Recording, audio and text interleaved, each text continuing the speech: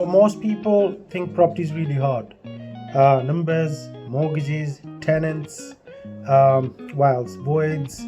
So that's not the actual problem. The actual problem is how we think about property, how we think before we buy the property, how we think when we're running a property business. And today I'm going to show you exactly why once you start thinking like a proper investor, property becomes really easy and it becomes really safe. So stick with me till the end of the video. I'm gonna give you 4 or 5 really valuable tips and they're all better than each other. So let me start here. The first one is the wrong game. Okay, problem awareness. Guys, I'm Indy, Mann. If you like this video, make sure you smash the like button. So let me start now. So like I was saying, the wrong game, problem awareness. Beginners focus on price, yield, is this a good deal? Okay, professionals focus on risk, exits, what could go wrong.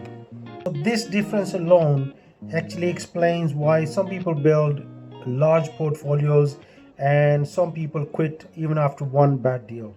Okay, so property is not just about buying houses, it's about managing what could go wrong, the uncertainty of a deal or loads of deals.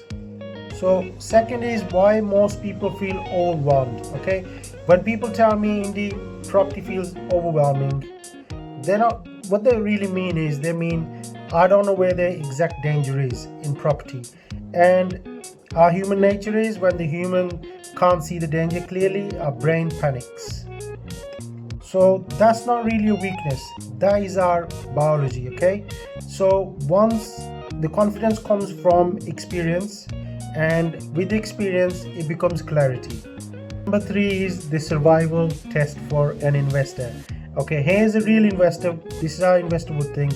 This is how I would think. Okay, I don't ask how much I can make in a deal. Okay, we're asking what has to go right for this deal to work, and then we ask what happens if this doesn't work. Okay, what if things go wrong? If a deal only works when everything has to go right, then it's a bad deal already. Okay, because in property 99% chances things will go wrong first. Okay, so this single filter, if you think like this, it removes 80% of the bad deals instantly. So implement that. So number 4, let me give you a real world example of this. All right, so a deal looks very good on paper, it's got good yield, the price is really good, the area is decent, and the minimum refurb is required. Okay, so you don't need that much money to refurb it. But what happens? Interest rate goes up all of a sudden, a tenant leaves, builder overruns, now all of a sudden the deal doesn't break even at all. But as a professional, this is where you need to think. You don't need to panic or you don't need to kind of avoid these problems. You shouldn't kind of picture yourself or put yourself in a situation where you got to avoid all these problems. These problems should be priced in before you even go to buy a deal or look at a deal. So number 5, let me rephrase everything of what I've just said in this video. Property isn't risky. Unmeasured risk is very risky. Okay, once you understand all this, everything will slow down.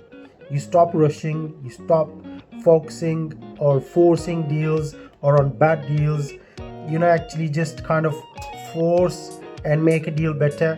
You actually analyze it properly and you make sure that this deal is good both in good times and in bad times. Okay, and that's when property gets really easy. So guys, if this video has given you some sort of clarity, make sure you subscribe to the channel and like this video, share it as well if you can, please.